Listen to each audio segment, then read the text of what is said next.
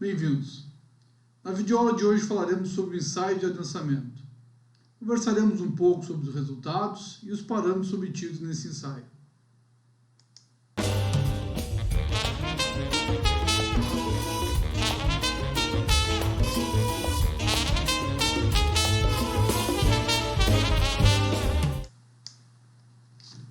O ensaio de adensamento é um principal ensaio, que nós possamos utilizar aí em laboratório para definir parâmetros de compressibilidade do solo. Então, o nome do ensaio, o ensaio de compressão oedométrica, ou ensaio de adensamento unidimensional, ou ensaio de compressão confinada, tem esse nome, oedométrico, confinado, unidimensional. Por quê? Porque o ensaio obriga com que a amostra se deforme apenas em uma direção. Ou seja, eu tenho um confinamento lateral, eu impeço as deformações laterais de uma amostra de solo e carrego ela de forma que ela consiga se deformar apenas na vertical. Tá? Então, nós vamos avaliar a compressibilidade em uma única direção deste material. Esse ensaio de compressibilidade, quando se tem a quantificação da velocidade, nós damos então o nome de ensaio de adensamento. Que nós não estamos só avaliando a compressibilidade do solo, e sim a compressibilidade desse material ao longo do tempo. Então, quando eu tenho solos permeáveis, ou solos não saturados, apenas a compressibilidade já atende os meus critérios de projeto, porque ao carregar este material vai se deformar, vai ter uma variação de tensão efetiva já quase que instantaneamente. Agora, quando eu trabalho com solos de pouca permeabilidade e saturados, além da compressibilidade, além do quanto deforma, eu preciso saber quanto tempo leva para deformar, que é o adensamento que nós estamos conversando até agora, e nas videoaulas anteriores, eu apresentei para vocês todo o mecanismo de transferência de poropressão para tensão efetiva, como o modelo do Terzaghi representa isso. E é o ensaio de adensamento que vai nos permitir obter parâmetros para que se possa calcular, dimensionar tanto a magnitude dos recalques, ou seja, quanto deforma, mas também a velocidade dos recalques, que é o quanto de recalque acontece em um determinado período de tempo. Bom, o ensaio nada mais é do que uma compressão de um solo contido num anel que impede as deformações laterais. Então, eu vou colocar pesos e vou medir o quanto deforma ao longo de um período de tempo. Isso é basicamente o ensaio.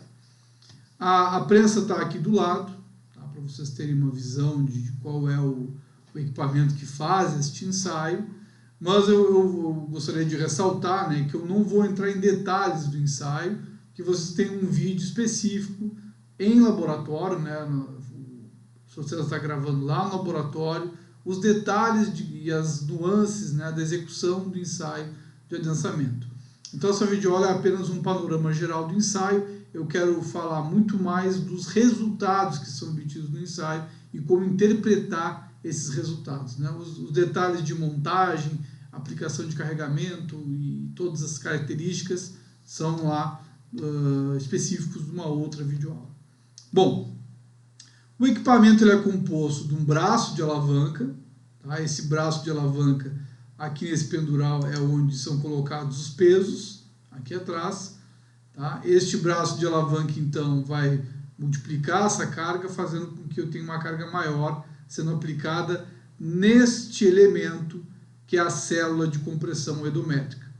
Então, esta célula aqui vai ser carregada, eu vou aplicar uma carga, e o interessante é que esse sistema de pendural aqui faz com que, quando eu aplico peso, na verdade a célula se joga contra a prensa, não é a prensa que aplica a carga. A célula, com esse pendural, ela é empurrada nesse elemento que está fixado aqui no meio. Então eu coloco o peso, esse peso puxa essa estrutura e essa estrutura começa a carregar o solo. Então eu aplico uma carga aqui no topo da minha célula de compressão oedométrica. Eu tenho, então, à medida que eu vou colocando os pesos, eu consigo medir através desse anel defletométrico, eu consigo medir as deformações que estão ocorrendo no solo. E todas essas deformações representam variação de índice de vazios. Tá? Todas as deformações medidas são nada mais, nada menos do que a variação da altura do corpo de prova, que vai ser colocada, então, em função da variação do índice de vazios. Então, eu vou ter carga e variação de altura do corpo de prova. Essas são as medidas do ensaio e eu faço isso ao longo do tempo. Ou seja, ao colocar a carga, eu pré-determino estágios de tempo onde eu vou medir o quanto a altura do corpo de prova reduziu. Certo? Este é o ensaio. Este ensaio, então, tenta representar a situação lá no campo, né? Onde eu coloco um aterro, este aterro muito mais extenso do que a espessura da camada de solo, e o solo então tem uma compressão oedométrica. Então eu estou fazendo isso, eu estou pegando uma amostra de solo que o carregamento vertical faz com que esse material se deforme apenas ou preferencialmente na vertical. Bom,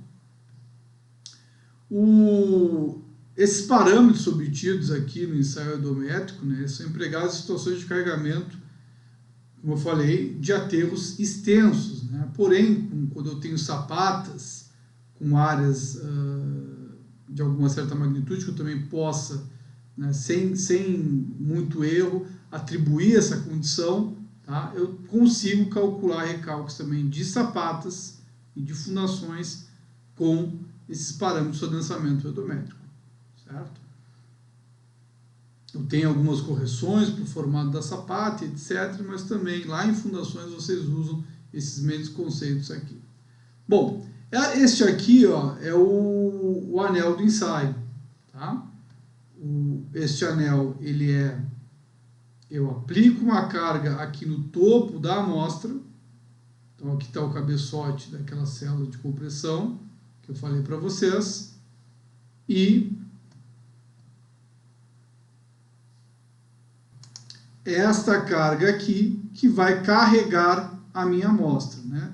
Então essa aplicação de carga aqui é o que eu falei para vocês da célula indo contra o equipamento, né? Então está carregando aqui no topo dessa minha célula, eu estou colocando, transmitindo, né, essa carga que multiplicada por esse braço de alavanca carrega o topo aqui do meu anel, tá?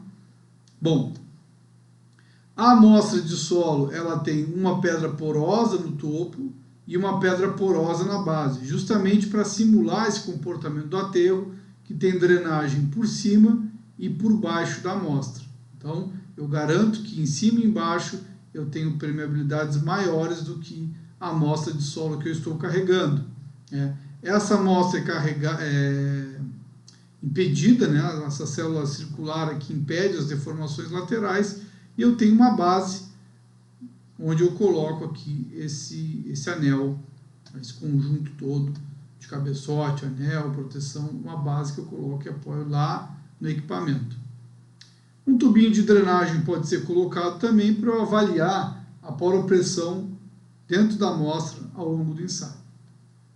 Bom, e como é que funciona o ensaio? O ensaio, basicamente, ele é normatizado aí pela NBR 16853 de 2020, então a norma sofreu uma revisão recente, né, onde o nome dessa norma é Solo Ensaio de Adensamento Unidimensional. O anel que contém a amostra, ele pode ter um diâmetro de 50 ou 120 milímetros, tá? E a altura do anel pode ser de 19 ou 32, né? Então 50, 19, 120, 32.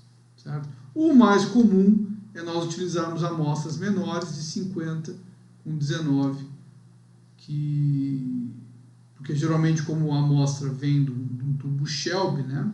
Só fazendo um adendo aqui, né? Como é que eu preparo essa amostra?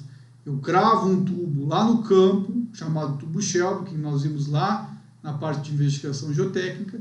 Esse tubo Shelby é cravado no campo, parafinado, transportado para o laboratório, e lá no laboratório este tubo é aberto, né?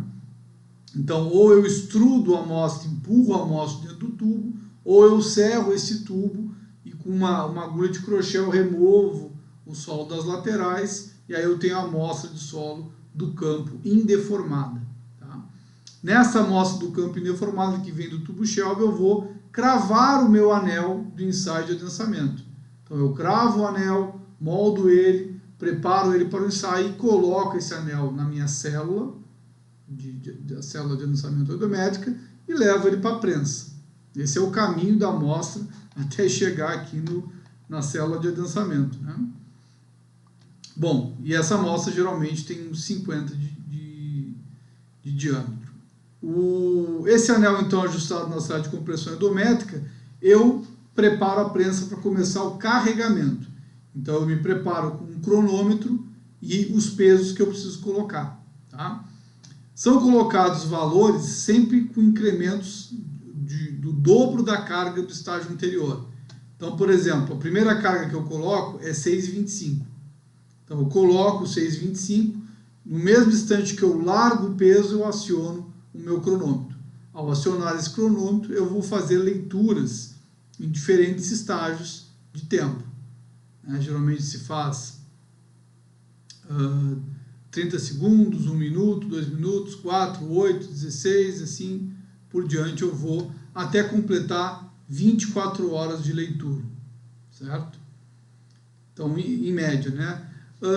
É possível que cada um desses estágios, né, possa até ter acabado antes. Por que eu adoto 24 horas? Né? O ensaio de adensamento consiste em colocar a carga na amostra, essa carga vai gerar um excesso de poropressão e essa poropressão dentro da amostra vai dissipar em um determinado tempo. Como a camada é pouco espessa, né, a gente viu que a altura do corpo de prova é bem pequena, esse excesso de poropressão não demora muito tempo para dissipar, como no campo, que tem uma camada de 5, 10 metros de espessura. Então a drenagem acaba acontecendo de forma mais rápida. Então é possível que se tenha, né, antes das 24 horas, todo esse excesso de poropressão dissipado. Tá? Ou pode ser que não, dependendo da permeabilidade do solo, essas 24 horas não sejam suficientes para que todas as poropressões sejam dissipadas dentro da amostra. Mas geralmente sim, né? Isso vai depender muito da permeabilidade do material, ou seja, do seu coeficiente de adensamento. Bom, mesmo que o estágio possa ser concluído antes, né, eu deixo em 24 horas, porque geralmente o técnico do laboratório, né, o engenheiro vai lá fazer essas medições do ensaio. Então, geralmente ele coloca uma carga de manhã, né, e espera fechar as 24 horas para colocar a próxima carga, para não ter que fazer a leitura de madrugada, né, e ter que ir lá ficar no período da noite fazendo medições, porque as leituras são mais frequentes no início. Como eu falei para vocês, é 30 segundos, 1 minuto, 2, 4, 8, 16, aí começa meia hora, 1 hora, 2 horas, 4 horas, 8 horas, são sempre medidas de tempo dobradas também. Né? E aí, quando fecha aí 8 horas, 12 horas, começa a ficar difícil. Se eu começar um novo estágio, eu vou ter que fazer leituras à madrugada, por isso eu deixo 24 horas. Tá? Bom, isso obviamente com equipamento analógico, onde eu tenho que fazer leituras aqui na célula de compressão, no deflectômetro, né, analógico. Hoje em dia existem equipamentos que são com medidores de deformação digitais, né? Então eu posso botar esse medidor ligado num computador, num sistema de aquisição de dados, e eu coloco a carga e deixo o computador lendo. Eu não tenho preocupação se está de madrugada, se não está de madrugada. Né? E aí tem alguns modelos de adensamento mais sofisticados, né, mais caros também, que o próprio estágio de carga não é feito por uma colocação de um peso num pendural, e sim por um sistema hidráulico que vai lá e coloca a tensão que você deseja. Né? Então, é possível programar que as tensões sejam colocadas em determinados períodos de tempo, sem ter que estar um operador preocupado com cada estágio. Tá? Mas o princípio do ensaio é este. Tá? Eu colocar uma carga de 6,25 e deixar 24 horas fazendo essas leituras de 30 segundos, 1 minuto, 2, 4, 8, 16 e assim vai indo, né? Até fechar 24 horas. Ao fechar 24 horas, eu coloco o incremento.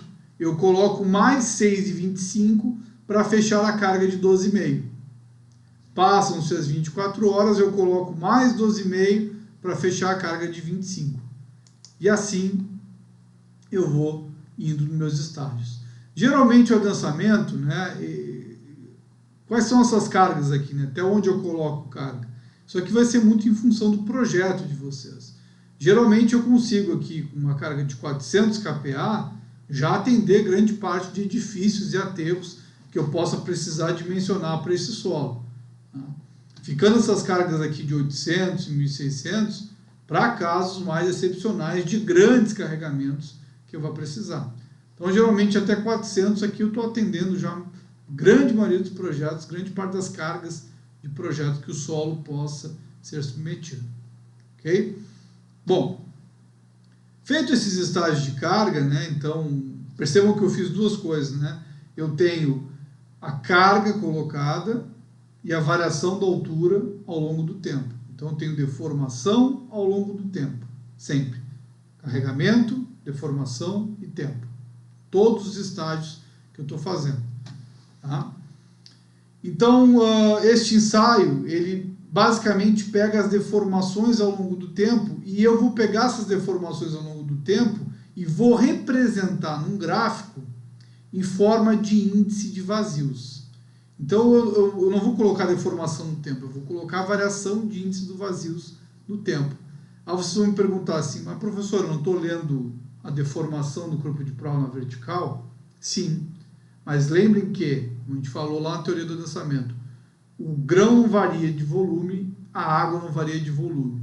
Para ter variação de volume, para ter variação nessa altura, para ter deformação vertical, está acontecendo variação do volume do vazio. Ou seja, eu estou tendo uma variação de índice de vazios. E é assim que eu vou representar. Então, os meus gráficos vão ser representados sempre em função do índice de vazios e da tensão aplicada. Tá? E aí, na verdade, eu tenho dois gráficos importantes no ensaio de adensamento. Eu vou ter duas análises muito importantes no ensaio de adensamento, que é o cerne do que eu preciso do ensaio de adensamento. Uma são os gráficos de recalque no tempo, então as curvas de recalque no tempo. Essas curvas de recalque no tempo de cada um dos estágios, então eu vou colocar 6,25 de kPa de carga, eu vou ter uma curva do que deformou naquelas 24 horas. Ao colocar o estágio de 12,5, eu vou ter uma outra curva de recalque com o tempo. Então, cada estágio, eu vou ter aqui, por exemplo, se eu for até 400, eu vou ter 1, 2, 3, 4, 5, 6, 7 curvas.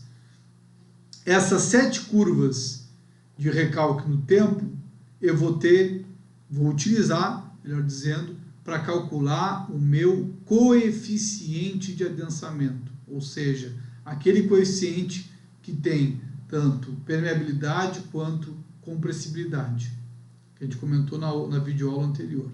Então, eu vou ter 5 valores de CV. Então, aquela premissa do Tesai que ele fala assim, ó, os parâmetros não variam durante o adensamento. Sim, o CV varia durante o adensamento. Porque no estágio que eu coloco menos carga, eu tenho um índice de vazios menor do que quando eu coloco 400 kPa, que o material já adensou e o meu índice de vazios é menor. Então, o CV varia ao longo do processo de adensamento. Tá?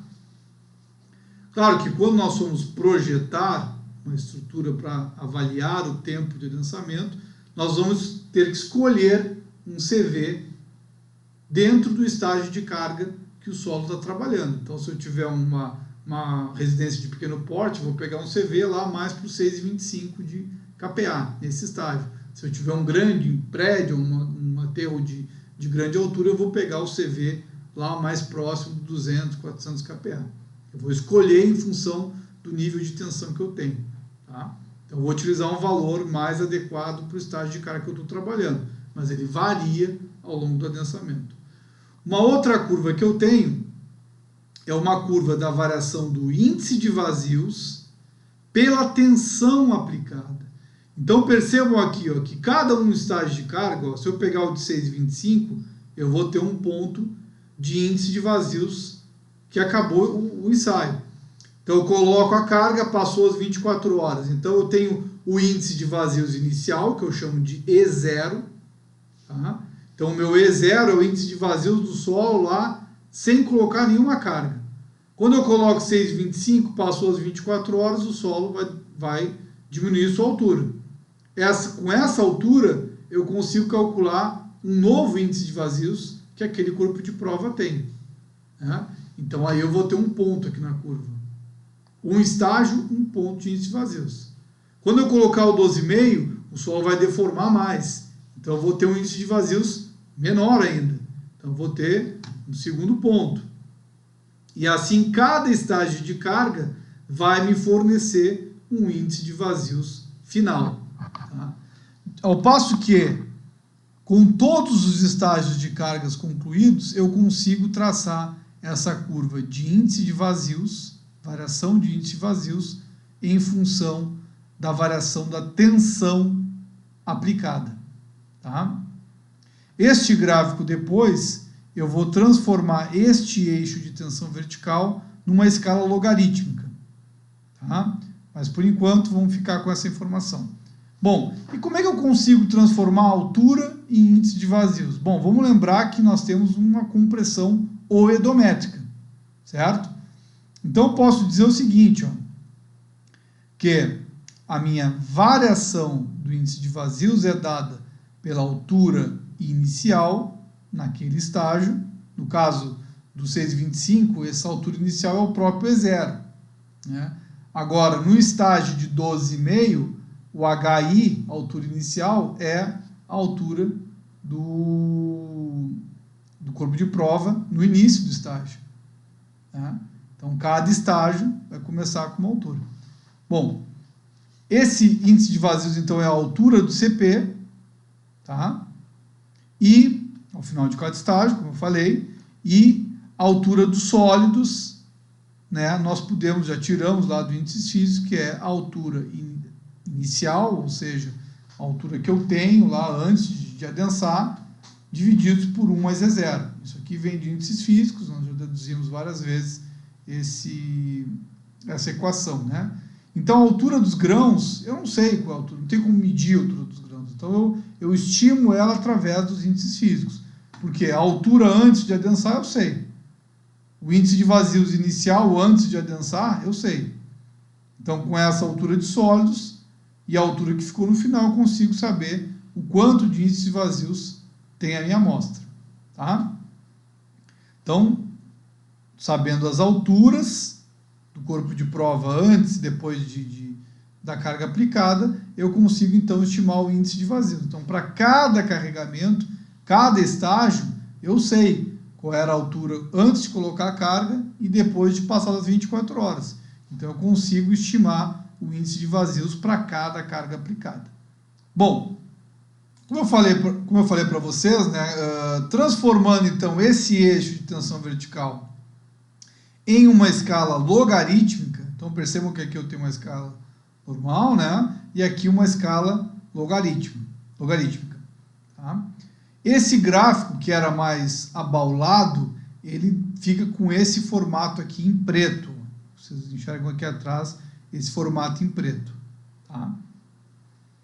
E aí, pessoal, isso nos permite calcular 3 coeficientes muito importantes, que é o CR, o índice de recompressão, o CC, que é o índice de compressão, e o CD, que é o índice de descarga. Tá? Que, inclusive, uma falha minha, né? Acabei esquecendo de falar da descarga. Então, ao completar esse estágio de carga aqui, pessoal, tem a descarga ainda. Eu não tiro os pesos de uma vez só. Né? Quando eu chego em 400, eu tiro 200 e fico com o estágio de 200. Então, eu faço o mesmo processo de carregamento, eu faço descarregamento. Tá? E também avalio a variação da altura. Me perdoem, faltou esse detalhe do ensaio. Bom, voltando aqui para a curva, né? Então, essa curva aqui representa o índice de vazios para cada estágio de carga. E lá quando eu falava na teoria do densamento que Terzaghi considera que a variação do índice de vazios em função da tensão aplicada é linear. É isso aqui que vocês estão vendo agora. Tá? Por quê? Vocês percebem que o índice de vazios em função da carga aplicada é uma curva, né? Ela é mais ondulada aqui, né? Mais curvilínea, aqui também na descarga. E o que Terzaghi observou depois de muitos ensaios de adensamentos feitos? Que ele podia atribuir, né, sem muita perda de confiabilidade aqui nos resultados, que isso aqui é uma reta, isso aqui é outra reta, isso aqui é outra reta.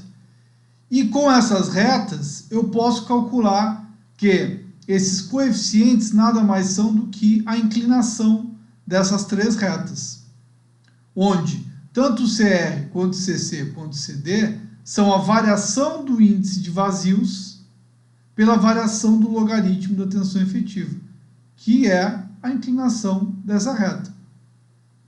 Então, se eu pegar a variação do índice de vazios nesse trecho aqui dessa reta verde, pegar a variação do índice de vazios pela variação do logaritmo da tensão efetiva nesse trecho, eu tenho CR. Se eu pegar a variação aqui, ó, que é muito maior, ó, porque aqui no verde, ó, a variação da tensão efetiva do índice de vazios pela log da tensão efetiva é muito pequeno, né? Então eu vou ter uma inclinação mais horizontalizada do meu CR. Agora, quando eu entro nessa reta, que eu chamo de reta virgem, a minha variação do índice de vazios é muito grande em função de uma variação de carga aí de mesma magnitude, por exemplo, né? Então eu tenho uma reta muito mais inclinada. E a descompressão, ela se assemelha bastante com a inclinação da recompressão. Tá? Bom, então esses índices é isso, gente. Eu posso pegar qualquer ponto aqui, que essa inclinação da reta vai me dar esses parâmetros. Então percebam que esses parâmetros, eles dizem para nós, né, eles mostram para nós um comportamento do solo. Tá?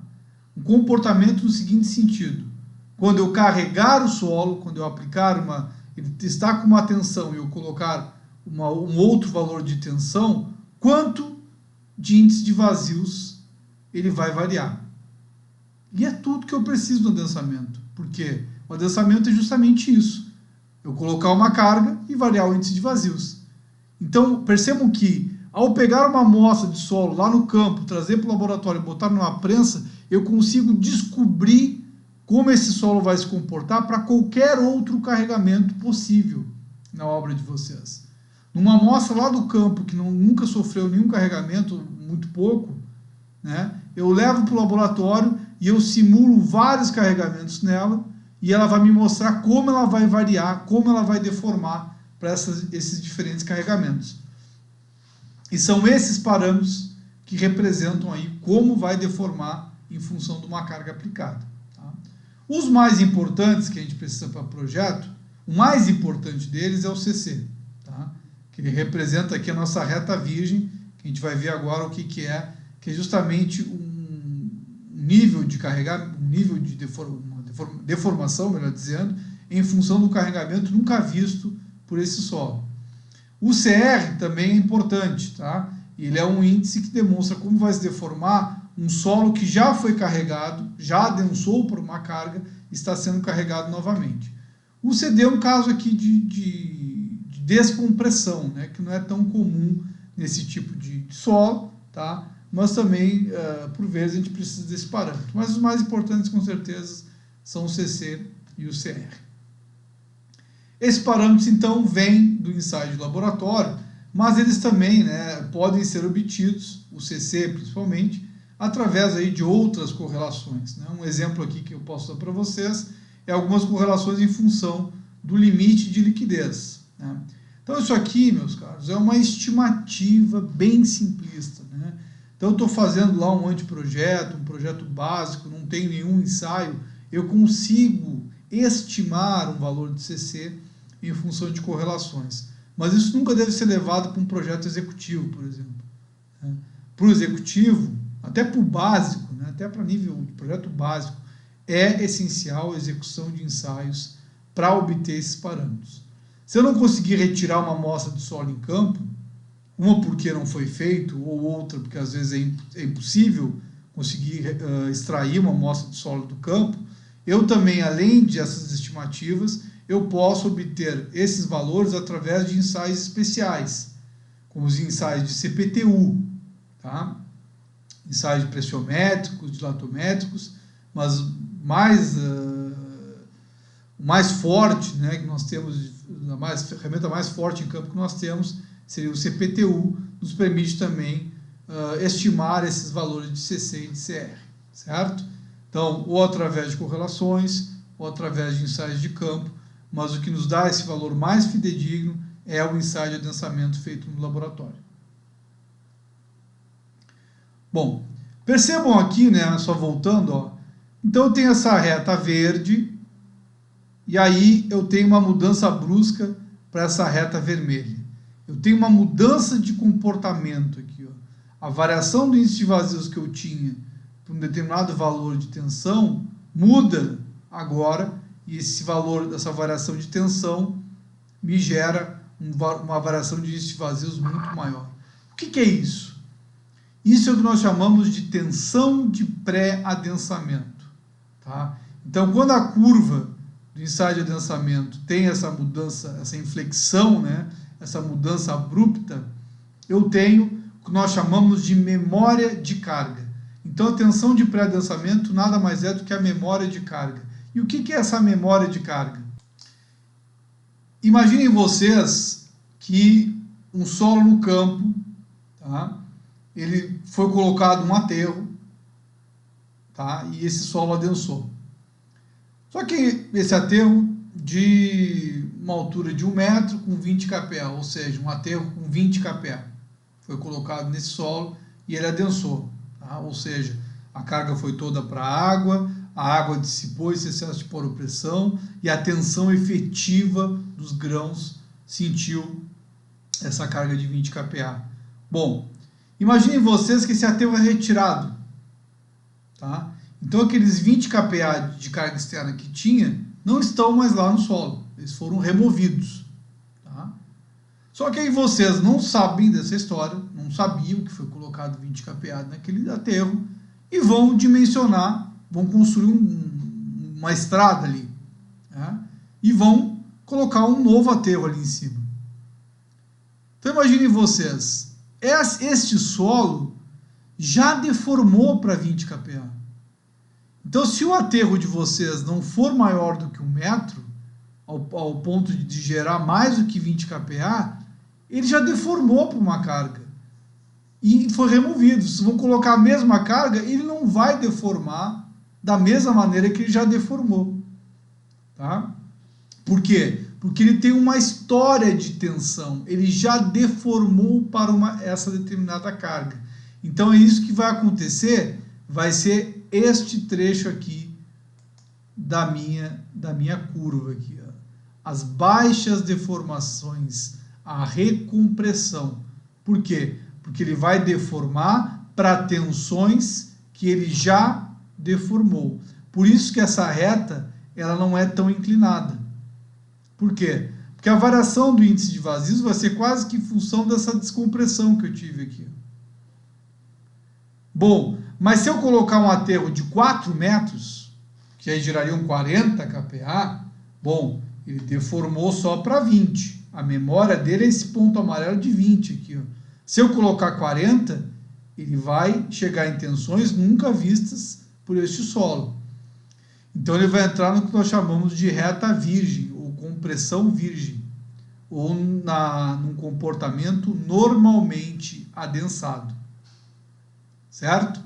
Então tem essas duas características, recompressão e compressão virgem. Tá? A recompressão nós chamamos de solo sobreadensado ou pré-adensado, e a zona virgem nós chamamos de zona normalmente adensada. E quem define se esse material está num processo de recompressão ou num processo de compressão virgem é a nossa tensão de pré-adensamento, que vai nos definir se o solo vai se comportar de um jeito ou se o solo vai se comportar do outro. se ele vai ter uma variação de índice de vazios por tensão pequena ou se ele vai ter uma variação de índice de vazios por tensão muito grande.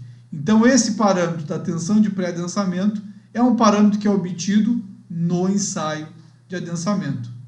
Tá? Este é um parâmetro extremamente importante, obtido no ensaio de adensamento.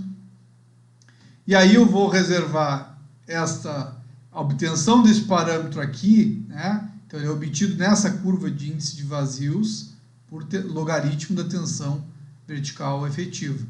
Eu vou reservar uma videoaula, próxima videoaula, só para nós aplicarmos, né, os métodos de estimativa da tensão de pré-adensamento através dos resultados do ensaio de adensamento. Bom, então como eu falei para vocês, né, nós temos aí como definir duas zonas de comportamento do solo. Se a tensão que eu estou analisando no material ela é igual à minha memória de carga ou maior, se a minha tensão no campo ela é igual à memória de carga, eu tenho um solo dito normalmente adensado.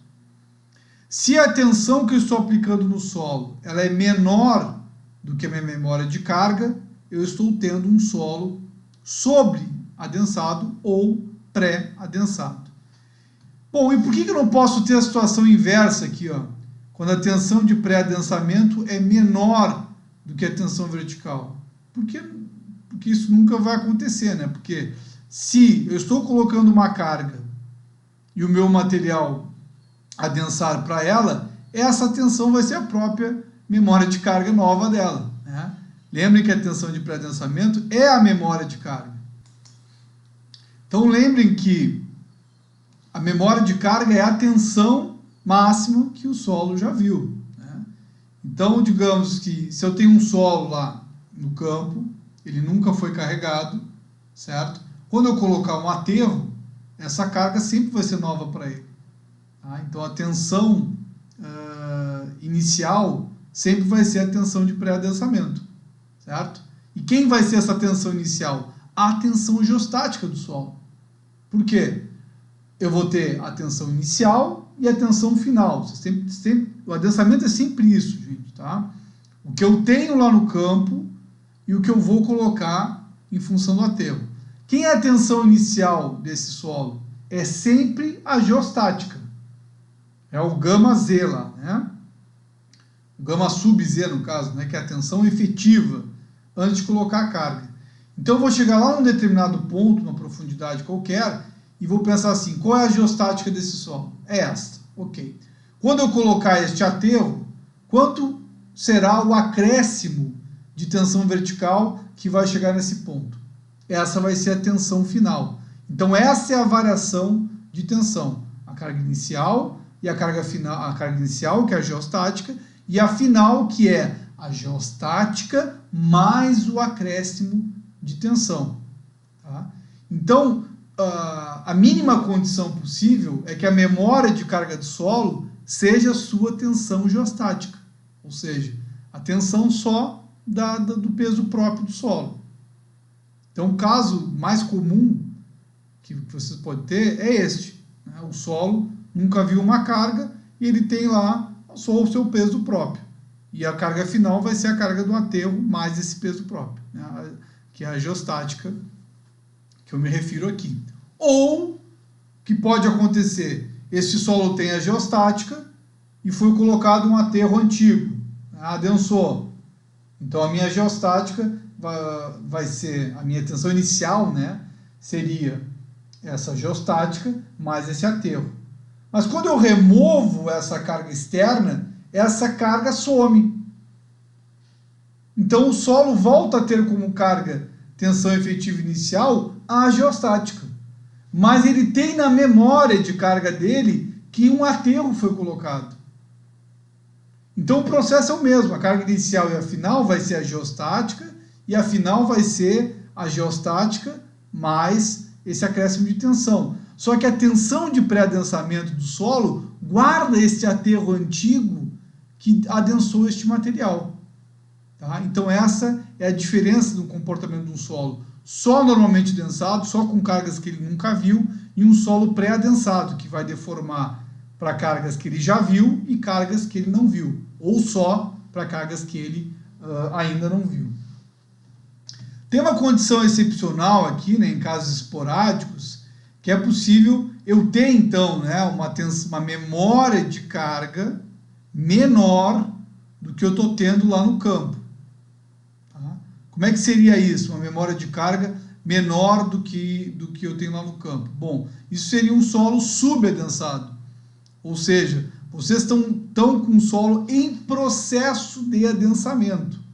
Tá? Mas, obviamente, que ele vai se encaixar aqui em algum desses outros dois. Ele vai ser sempre ou um solo normalmente adensado ou pré-adensado. Mas digamos que, porventura, vocês não sabiam que aquele aterro é novo lá, está com grama, né? Vocês nem sabiam que foi colocado um aterro. E vão fazer uma medição naquele material. Retiram uma amostra, levam para o laboratório e observam, opa, como é que a tensão que ele teria lá em campo é menor do que a memória de carga dele? Bom, ele pode estar num processo de adensamento, ou seja, as poropressões não foram completamente dissipadas, tá? Mas isso é um caso esporádico, tá? Que pode acontecer. Geralmente ele vai se encaixar nessas duas situações. Bom, e aí chegando uma análise, né, desse comportamento normalmente densado e pré-densado, surge um parâmetro chamado OCR, que vem de Over Consolidation Ratio, ou, em português, razão de pré-adensamento ou razão de sobreadensamento.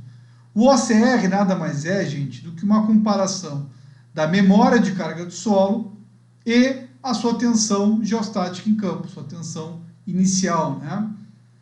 Então, a tensão inicial vai ser vista lá no campo. Então, vou chegar lá no campo, vou olhar o meu solo e vou ver qual é o gama desse solo. É 20. Qual é a profundidade que ele está? Sei lá, 1 metro. Então, 20 vezes 1, eu vou ter lá minha tensão total. Se estiver abaixo d'água, eu vou tirar a poropressão. Então, 10 kPa é a minha tensão efetiva desse solo no campo em função do seu gama. Então, essa é a minha tensão vertical inicial. Qual é a tensão de pré-adensamento do solo? Não sei.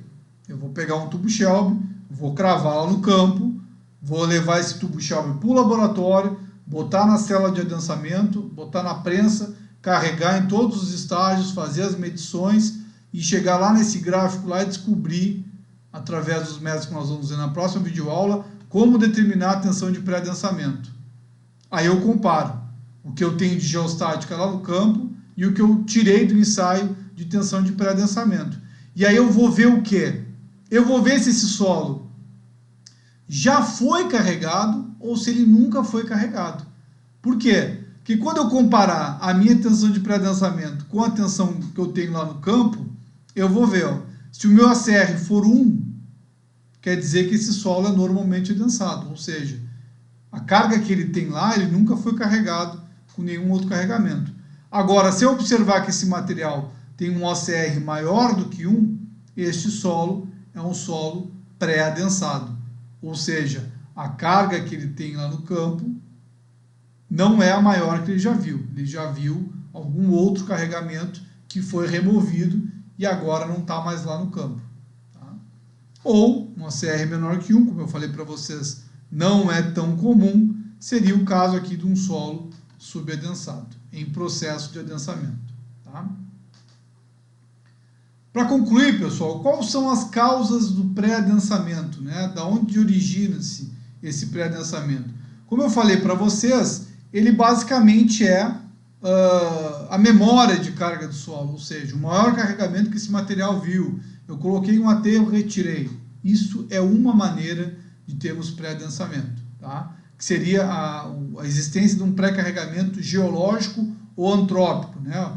Uma camada de solo que existia acima dessa argila mole, que foi removida por um processo de erosão, um rio levou o solo ao longo da idade geológica e removeu aquela camada, então existia uma carga anterior e foi removida. Ou o homem foi lá com a reta escavadeira, colocou o aterro, depois não gostou mais do aterro, removeu. Tá? Então, a existência do pré-carregamento é um dos motivos da tensão de pré-adensamento. Porém, eu tenho outras maneiras de gerar uma memória de carga nessa argila. Tá? Uma delas é a variação da poropressão. Tá? De que maneira? Com um rebaixamento do lençol freático. E vocês sabem que, variando a poropressão para uma mesma tensão total, eu vario a tensão efetiva. Então imaginem vocês, se eu fizer um rebaixamento do lençol freático, eu vou variar a tensão efetiva. Se eu variar a tensão efetiva, a memória de carga que aquela argila tem vai ser diferente. Então, no processo de rebaixamento do nível d'água, eu tenho variação de tensão efetiva, eu vou ter uma nova memória de carga para essa argila.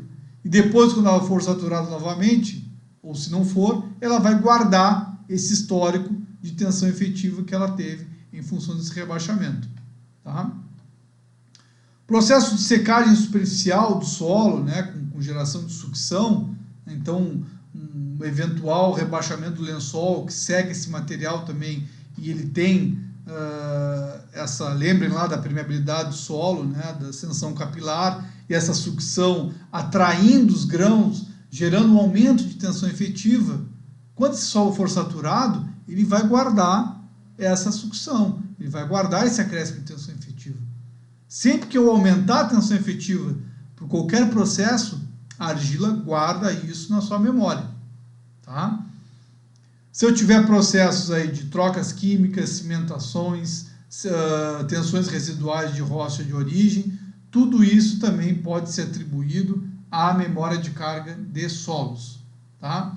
E por fim, uma variação estrutural do solo aí devido ao creep. Né? O creep nós vamos ver um pouco lá quando falar de densamento secundário, que são grandes deformações à tensão efetiva constante. Tá?